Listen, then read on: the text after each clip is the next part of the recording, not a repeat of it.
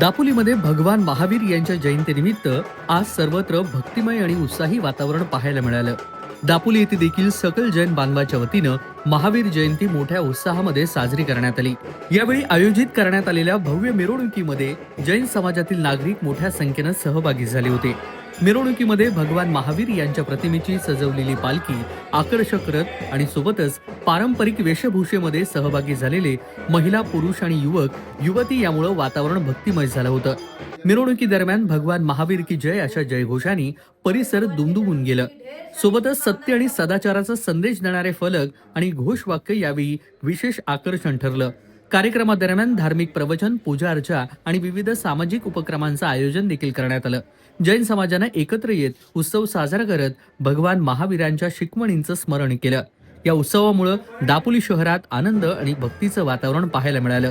सलीम रकांगे, कोकण कट्टा न्यूज, दापोली, रत्नागिरी.